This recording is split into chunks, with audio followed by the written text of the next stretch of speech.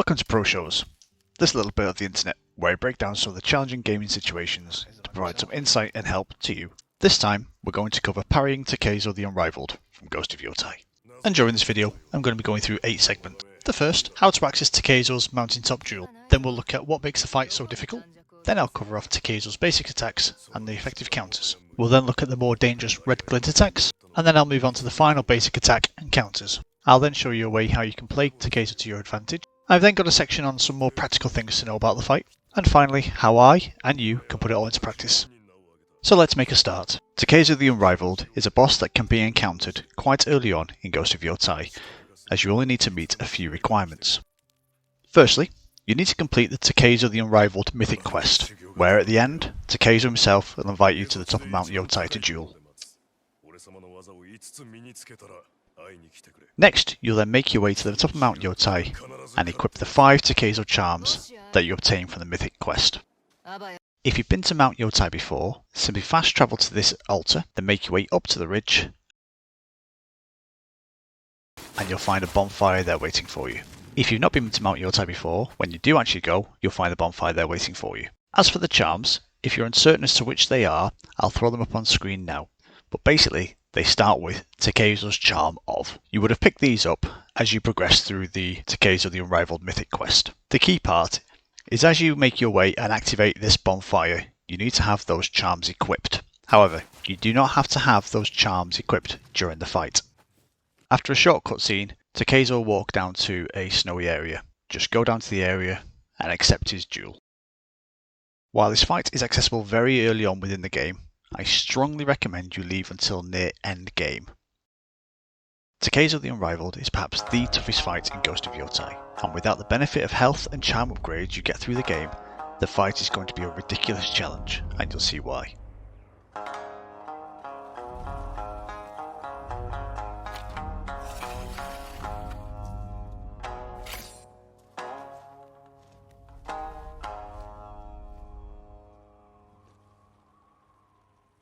So what makes this fight so hard?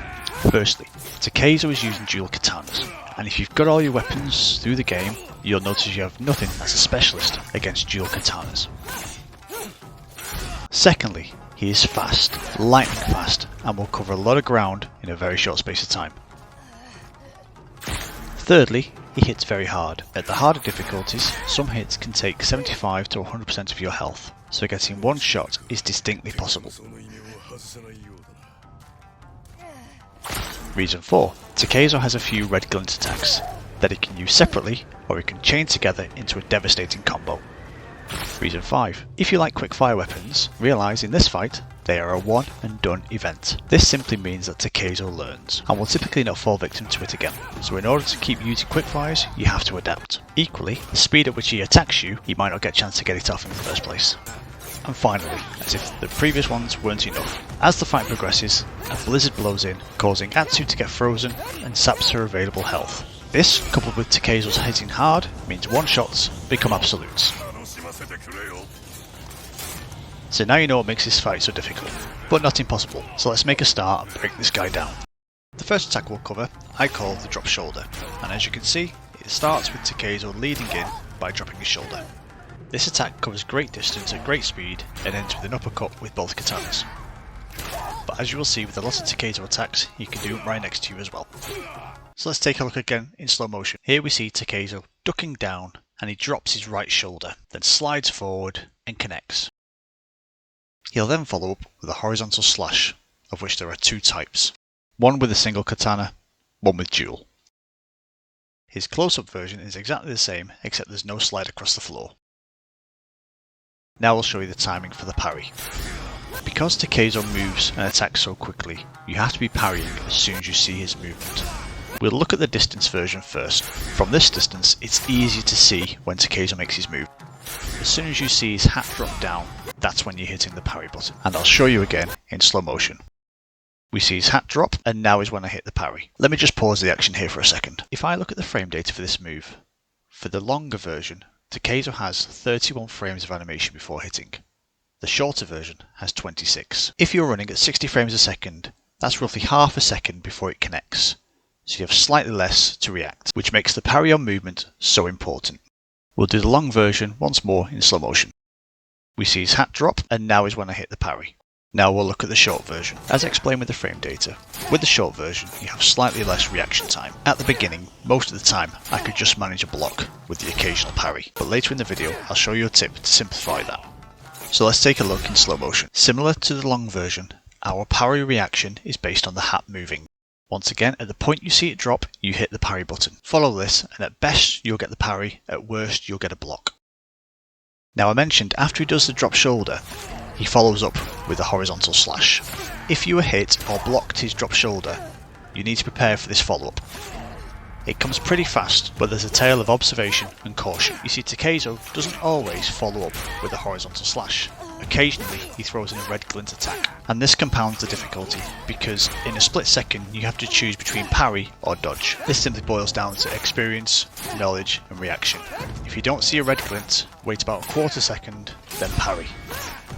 The next move in Takezo's arsenal that I'll cover, I call the split slide. I call it this simply because Takezo brings his katanas up and splits them, and then slides at the same time. As with the drop shoulder move, there's both a long and a short variant. Takezo often throws this in at the end of a red glint attack. But for now, I'll ignore that follow-up as I'll cover that later. So let's break the move down, then I'll show again in slow motion. And to start, I'll begin with the long version. The move starts with Takezo putting his arms across his body, extending his katanas sideways. He then slides towards you and attacks, in a scissor fashion. Takezo follows up with a right down slash, then hits a third time with his right upward slash. Both of these follow-ups are blue glint attacks. They can't be blocked and must be parried or avoided. This move is pretty devastating and will end many an attempt. If Takezo connects all this move, your attempt is ended in 1.5 seconds, and at later stages of the fight, the first hit will kill you outright. So let's look again in slow motion. Here we see the arms crossing the body. Here's the slide and first contact made. And now the two blue glint follow-ups. Now we'll look at the short version. The move is the same, just with tighter timing. One dual katana scissor-like slice, followed by two unblockables. And like the drop shoulder move, the difficulty comes from being able to react in time. You've got the telltale movement of the arms, then the hit. And here comes the blue glint follow-ups. And like before, I'll put the frame data for the moves up above.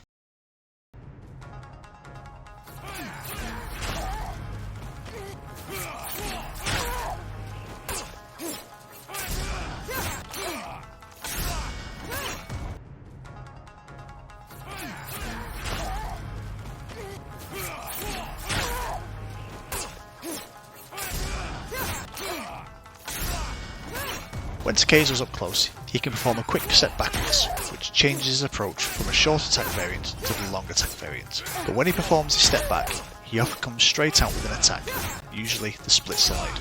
I'll show you again in slow motion so you can see for yourself. Here Takezo is up close, and there's the step back. And straight away, he performs the long split slide. It's about 15 frames for the step back, about a quarter second, then bang, straight into the split slide. Now let's look at how we deal with this move. The timings are very similar to that of the drop shoulder. So like that move, we have to react on this initial movement to be in with a chance of parrying. At the point I see the arms crossing over, that is when I'm hitting the parry button. The approach is exactly the same with the short version. When you see some movement, you hit the parry button.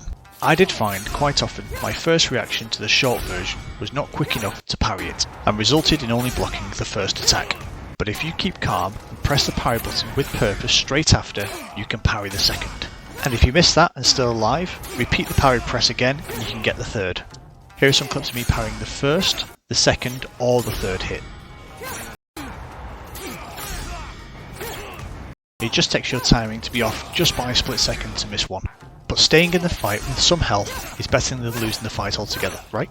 And with certain charms, you can recover some health with a perfect parry and be back in the fight. And like the drop shoulder, countering this move is much about knowledge and experience as it is about reaction time. So this move again, final time in slow motion. I see the crossed arms. That's when I hit parry. Now that's covered most of Takezo's standard moves.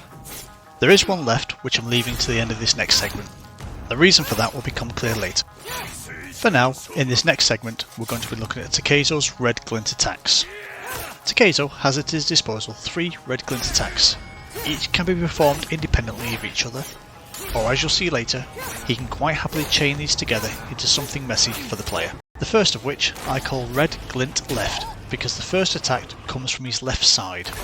Now a little secret, this damn move is perhaps the one that ended most of my attempts, so I don't come at it lightly. Like the basic attacks already covered, this can be performed at both long and short distances, but for simplicity I'll not distinguish between the two. Just take a look at the frame data above for this move, and your time to react. You'll have about a quarter second to react and make the right decision. Okay, let's break this down. For a recap, a red glint attack cannot be blocked, nor can it be parried. The only option with these types of attacks is to interrupt or get the hell out of the way. You could interrupt with quickfire weapons, but given how fast you've seen Takezo move and how hard he hits, opting to dodge can be the best option. Now onto the attack. The red glint left starts by Takezo swinging his left hand upwards. He then spins around, slashing as he goes with his right hand, now a blue glint. So you can't block this, you have to parry it. Then as he comes back around to face you, he drops his left hand and then slashes upwards, also a blue glint. And if those moves didn't finish you off, after a slight pause, he'd follow up with something else. And if you sense there's a little annoyance in my voice, it's only because I can imagine the amount of times I died to this attack. But putting my anger aside, let's take a little look in slow motion. Here we see the red coming in with the left. The Takezo pirouette slashing with the right as he goes. And there's the left upward blue slash to finish the combo. Now in the hundreds, thousands, millions of fights I had with Takezo, if I was hit with that first red attack, I was unable to parry any of the blue glints. Atsu is just too staggered to parry. If I dodged the first red attack, the blue attacks would not be close enough to parry. Or, if I managed a perfect dodge, the blue glint attacks would not turn up because Takezo would usually cancel the move. So while there are parry opportunities within that move, the risk was too high.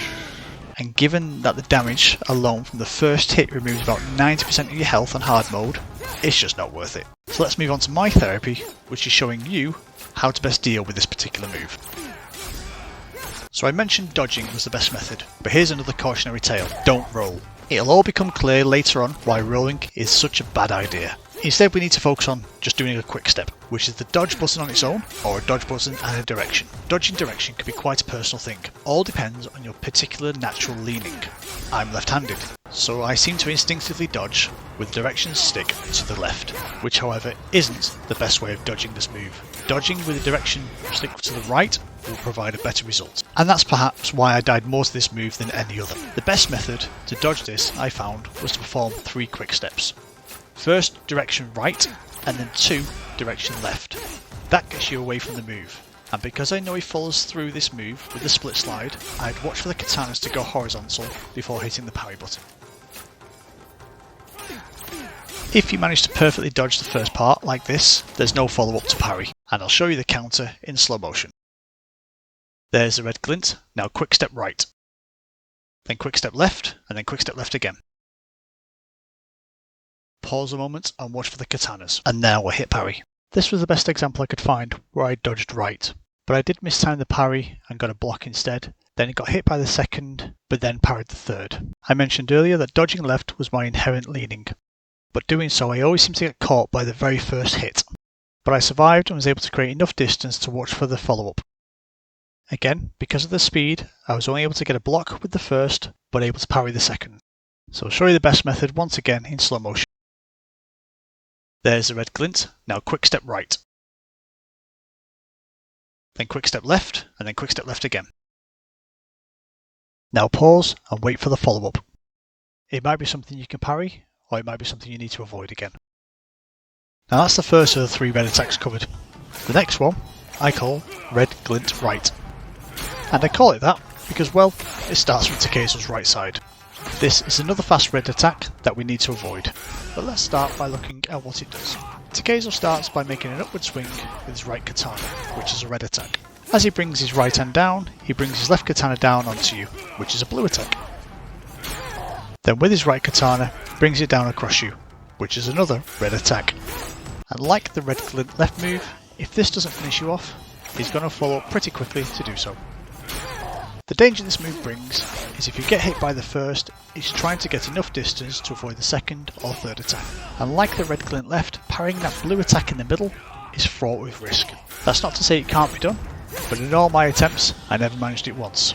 And as previously mentioned, rolling, again to be explained later in the video, is a really bad idea. And to neutralise with quick fire weapons, again you've got to think Takezo's speed here. Is your reaction quick enough? And in the same vein as the previous move, at hard difficulty the first hit drops your health about 90%. So let's start by looking at the move in slow motion, then we'll talk about how to best it. And I'll once again throw the frame data up so you're seeing what you have to deal with. So we start, as with the first red move, with Takezo initiating the red attack. And up goes the right arm, almost instantly after the left arm comes down. And then the final right arm comes down once more to finish you off. Now unlike the previous move, this one does favour a left direction quick step, which was something good for me.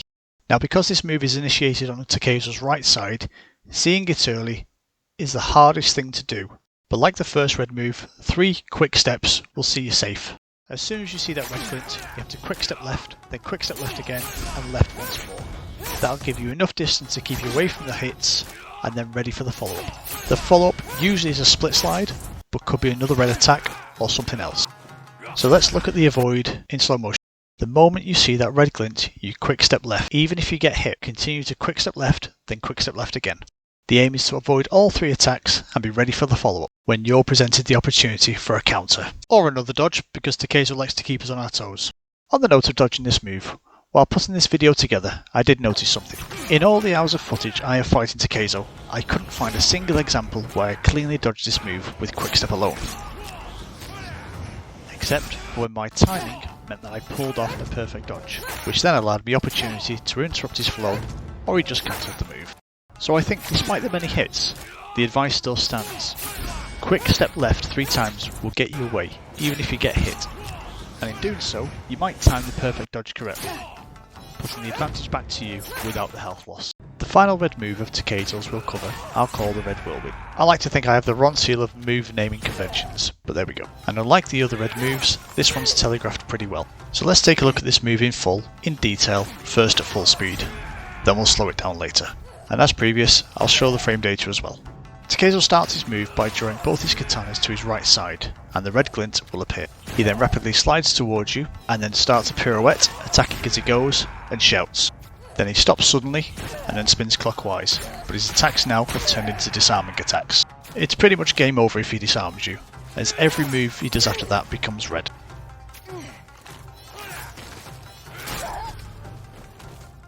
And finally, if you're still alive after the disarm, he'll follow it up quickly. So as you can see, another pretty devastating set of moves that if all connects will end your attempt. But like I mentioned, this one is telegraphed well and is easy-ish to avoid. So let's now take a look at the slow mode.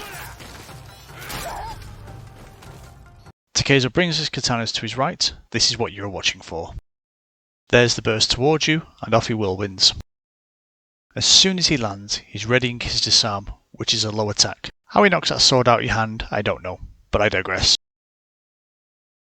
He continues to spin, not attacking, more of a look at how awesome I am. Then in this instance, he follows up with a drop shoulder move, which because I'm disarmed, is now red. Avoiding this is pretty simple, as the move is well notified.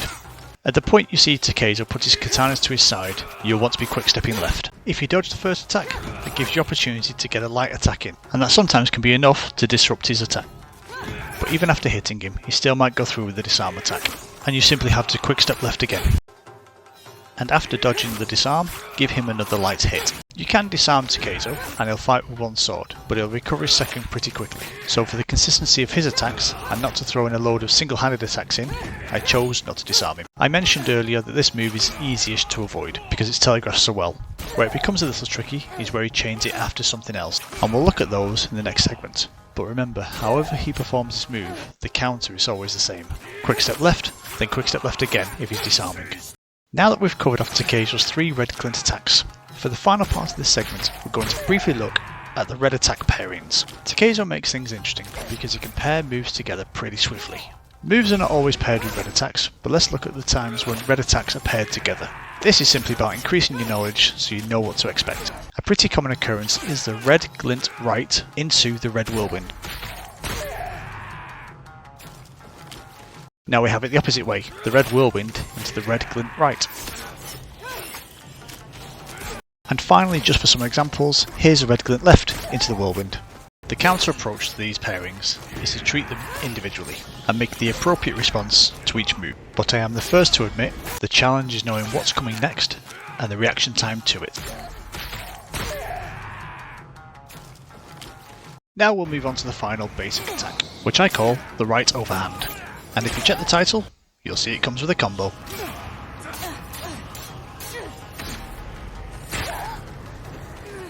I left this basic move to last because this move is quite the signature in Takezo's arsenal, because while it can be used alone, it is often used as a lead into other moves.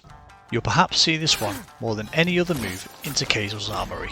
I'll start by breaking down this move itself, which is quite simple, but I'll demonstrate how Takezo follows it with others, which is where the danger comes in, including the combo we've not covered just yet. So the move is straightforward enough. Takezo will take a large step, pivoting on his left foot. As he does so, his right arm goes up and then comes down in a diagonal slash. And as always, we'll look again in slow motion and I'll pop the frame data up. This move can look slightly different, but it all depends on your angle to Takezo. In this angle, the telegraph is Takezo putting his right katana behind his head. He then shuffles forward and then takes a large step forward on his right foot. As he does so, he brings the right katana down in a diagonal motion. Let's run that again at this angle. Katana behind the head, large step forward, and diagonal slash. Now we'll take a look from a slightly different angle where Takezo is more side on. It's the same move here, but we see his left shoulder drop as the katana is put behind his head.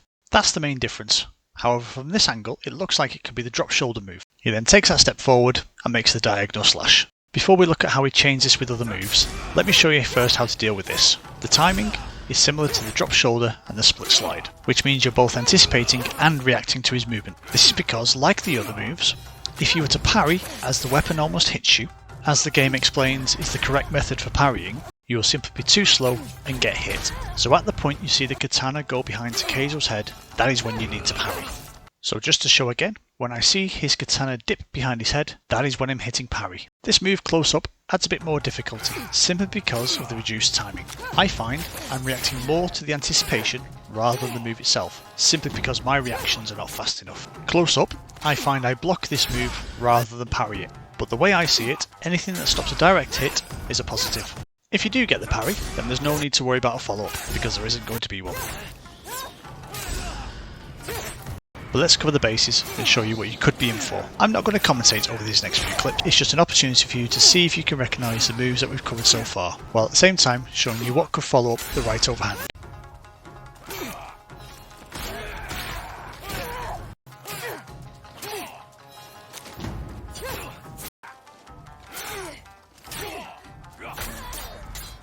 That last one there was the flurry, and I thought it would be a great segue into the next part. As you saw, there are plenty of moves that can follow the right overhand, including the right overhand itself, and that was not an exhaustive list. The final move of Takezo's attacks we'll cover off is the right overhand into combo. This move in a way feels like Takezo's expressing his frustration, because it comes so often, not always, after repeated simple attacks. Like this example here. Now, irrespective of the reason Takezo uses this move, your aim is to stop it. So let's take a look at the move itself. The combo is a flurry of 5 attacks, with the final one being a blue glint. So it's not that difficult to catch one parry here. What makes it difficult, as with other Takezo moves, is it's so fast it can throw your timing out. And if you don't parry the 4 easy ones, the 5th one might get you. The key here is not to spam your parry button, but to make distinct, purposeful presses of your parry button. There are occasions where I've parried any one of the 5 attacks. There are other occasions where I've missed them all. As with any parry fight, you can become so attuned to anticipation and expectation that it can throw your timing off completely. My point being, don't be disheartened if you get smacked by all 5 of these. Remember, this is a tough fight for a reason. So just to recap, the combo will usually follow on after a right overhand, and consists of 5 strokes, any of which can be parried if you press your parry button with purpose and not spam it.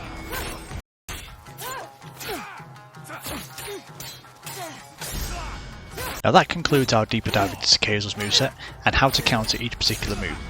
And now we'll move on to our next segment. So far you've been given a lot of information about different moves that Takezo pulls and the reaction times to them. What I'm going to show you next will change the fight and how you react to it. And this was something that I stumbled across during one of my many fights, and because it was repeatable, it changed the entire fight for me. I'm talking of course about chain parrying. This is not about having lizard-like reaction to counter anything that Takezo throws at you, but instead it's a way of controlling the fight to put more control back into your hands. So here's how it works. When Takezo uses a move that's parryable, and through your knowledge now, you parry it successfully, and depending on the armor set you have equipped, you might get 1, 2 or 3 additional strikes. At the end of those strikes you're going to make a final one, but this isn't necessarily to hit Takezo, because Takezo likes to counter, and throwing in that final hit, whether it connects or not, will force Takezo to react, and reacting to his counters becomes almost like a rhythm game. Now before I go through this in more detail, a little bit about my armour. I'm wearing the Bounty Master armour, which allows me 3 successive hits after a successful parry.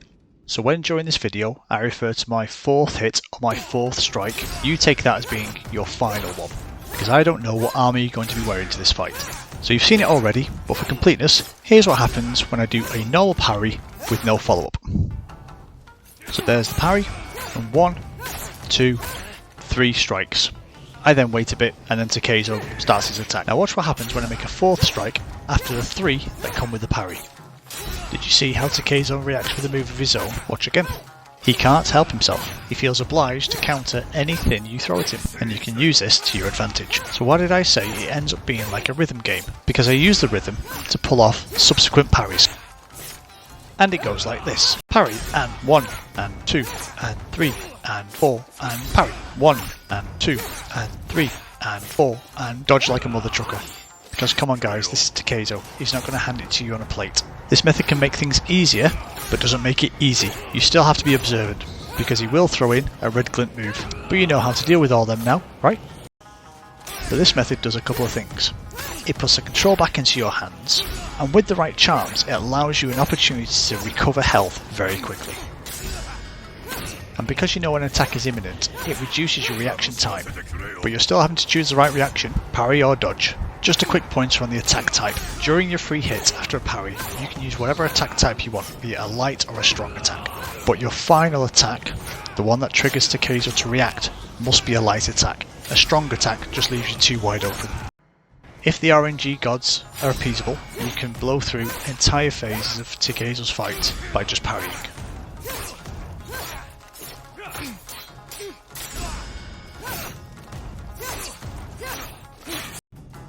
Which, with the right charms, can put you back up to full health, like this clip.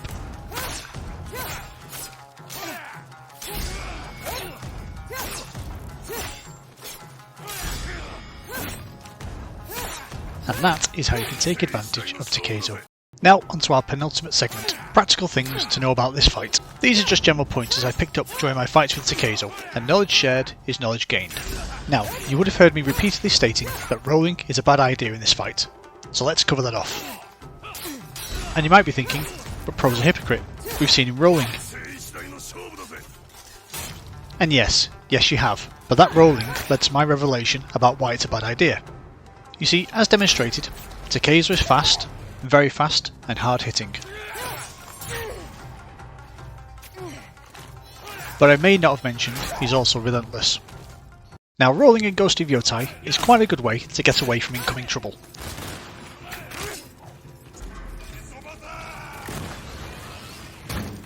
Not so with Takezo. It's almost as if you roll, he's going to finish the job quicker. There are 2 times you roll in Ghost of Yotei. 1, to create space between you and the enemy, and that can still hold true here.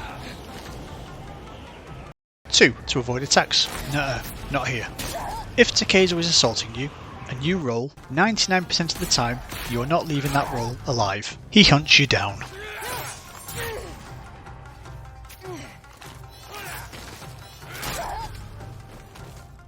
If you roll before he initiates an attack, sure, you can use that to put distance between you. But as you've seen, he can close that distance really, really fast. So sure, roll if you want rather than quickstep, but be sure to send me a clip of how that works out. And now I've covered rolling off, let's talk about quickfire weapons. And I said how Takezo learns. I mean look, he's blocking my quickfire attacks here. As with rolling, you could use quickfire weapons, and they can work. But the speed of Takezo, the speed of the quickfire use, and the reaction time, I found I was hit more before I got the things off. And I found after you use one, you have to switch to another, which is more button fumbling. All of which saps your attention, and oh look, you're dead. So if you choose to use quickfires, awesome, won't take that away from you. But for me, it was more of a hindrance. So that's quickfires covered off. The next two bits are sort of related. And that's the arena and dodging. I mean, look at this beautiful, snowy, mountaintop arena. It's not your friend. It looks a lot bigger than it actually is. And you can find both you and Takezo up against an invisible wall. I mean, I've fought around all the other arenas in the game already. It's just this one, I came up more against invisible walls than I have in any other. And partly I think it's because it looks bigger than it is. And that means the distance put between you and Takezo can be a lot shorter, which results in dodging some attacks becoming impossible because you've nowhere to dodge to. So you just need to be mindful of this invisible boundary. It's less apparent in this fight than I found in any other duel. This next bit is about the dodging itself, and the quickstep or perfect dodge. I've mentioned previously in the video that quickstep is the best way of dodging Takezo's moves. So following this advice, occasionally, just occasionally, you'll perform a perfect dodge while dodging a red attack. And you're thinking, super freaking awesome, you are the best, this fight is yours. Not so. Occasionally, you can perfect dodge at the wrong time. What? Did he say wrong time? Yes, I did. And for those in the back, you can perfect dodge at the wrong time. My problem, however, I can't tell you when that time is. Just know you'll do it at some point and Takezo will fudge you up. This was pretty frustrating, I'm not going to lie. But while it did happen, it wasn't enough for it to become a real problem. I mean, see the red glint left segment of my real problem. So yeah, dodging, or perfect dodging, can be a problem. So the last good to know piece is a bit of a funny one. Being unrivaled, as Takezo currently remains, is pretty tiring. And occasionally, he gets really tired and, well, goes to sleep. Or at least appears to. Just catches a quick 40 winks. But he's not a deep sleeper. Crunch the snow nearby and he'll wake up mad as hell because you woke him. So approach a sleeping Takezo with caution.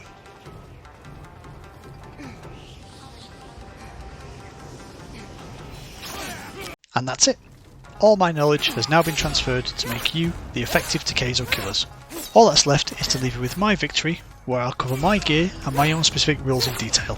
But just before I do that, if after you watch this video, you go and succeed in beating Takezo, when you have him cradled in your arms at that mountaintop arena, leaning close to his ear, take a small intake of breath, then utter the words, "Moriarty sent me," and then smile. I want to start by reviewing my setup and the specific rules I set myself. The rules are just my own way of adding challenge to an already challenging game. I share these so you understand more about the footage and why I appear to die so frequently, but also the equipment I used to finally beat Takezo. During this duel, I adhered to 4 rules. No active heals. Passive heals from charms were okay. For me, no quickfire weapons. No revives. When I'm down, I'm dead. And finally, no wolf rescue. It's just me and Takezo. And onto my gear. Firstly, I'm wearing the Bounty Master armor which has been fully upgraded. This armor increases the time window for perfect parries, although it does disable regular parries, but when you do parry it gives you 3 additional strikes. And now my charms. This setup I found the most effective for me to fight Takezo, and where possible they've all been upgraded to the max. 2 charms that were indispensable during this fight were the Father's Charm and the Charm of Mount Yotei.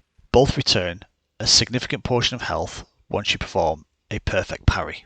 The Mount Yotei charm also reduced the amount of damage received, which prevented me from being one-shot on many occasions. The charm of Futsunushi just provides an additional window for perfect parries and perfect dodges, which for me are fundamental to this fight. The Takezo's charm of bold deflection is also critical because we're looking to stagger Takezo. The charm of inner fire is to help reduce the blizzard impact. And finally the charm of thoughtful restoration because we can never get enough health. And speaking of health, I've been to all hot springs within the game and all my weapons are upgraded to max. With all that said and done, now to Takezo.